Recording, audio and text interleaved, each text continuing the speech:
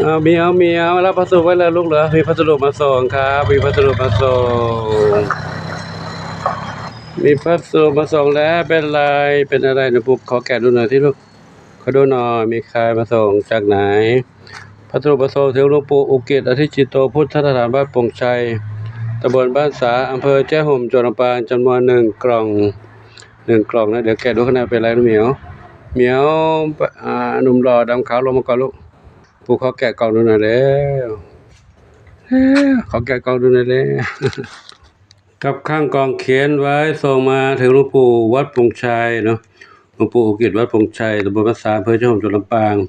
ส่งมาจากคุณโยมพงศิริ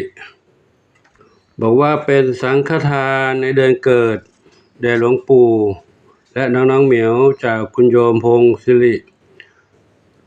พนัสนิคมชลบุรีเดี๋ยวแกะดูข้างในเนาะครับแกะกล่องออกมาแล้วก็เป็นอาหารเม็ดสำหรับน้องแมวเหมียวอาหารน้องเม็ดเหมียว1 กระสอบ10 กิโลกรัมและอาหารเปียกสำหรับน้องแมวเหมียวอีก9 กระป๋องกระดาษชำระและอันนี้เป็นถวายหลวงปู่จากคุณโยมพงศิริพนัสนิคมชลบุรีนะเดี๋ยวห่อนี้สำหรับหลวงปู่เดี๋ยวแกะดูข้างในเนาะครับห่อกล่องนี้ก็เป็นสำหรับหลวงปู่เนาะก็มีขนมขบเคี้ยวผงซักฟอกโอวันตินกาแฟและลังนกนะก็ทั้งหมดนี้คุณโยมพงศิริพนัสนิคมชลบุรีส่งมาถวายหลวงปู่เป็นสังฆทานถวายหลวงปู่และสำหรับน้องเหมียวเนาะก็ขออนุโมทนาสาธุขอบุญกุศลทั้งหลายเหล่านี้จงเป็นพระปัจจัยนุนำคำชูให้คุณโยมพงศิริพร้อมครอบครัว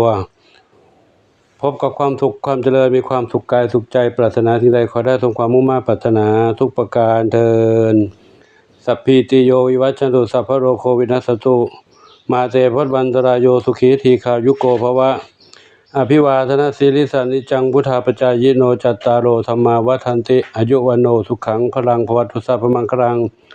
รักขันตุสัพพเทวตาสัพพพุทธานุภาเวนะสัพพธรรมานุภาเวนะสัพพสังฆานุภาเวนะสัทธาโสธีภวันตุเตสาธุสาธุสาธุ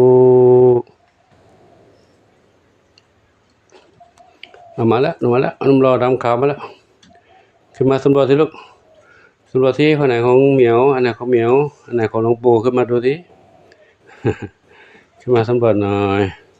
น้องหนุ่มรอดำขาวเขาจะอยู่กับหลวงปู่ตรงนี้คอยอ้อนให้อุ้มให้เล่นด้วยเขาเล่นกับใครไม่ได้เขาเล่นคนหนึ่งเขาแกล้งเอาก็เลยจะอยู่กับหลวงปู่ตรงนี้แหละเนาะเด็กเขาก็รู้เนาะรู้ภาษาคนเขาเป็นเหมียวจะรู้ภาษาคนกับขออนุโมทนาสาธุอายุวันโนสุขังพลังเจ้า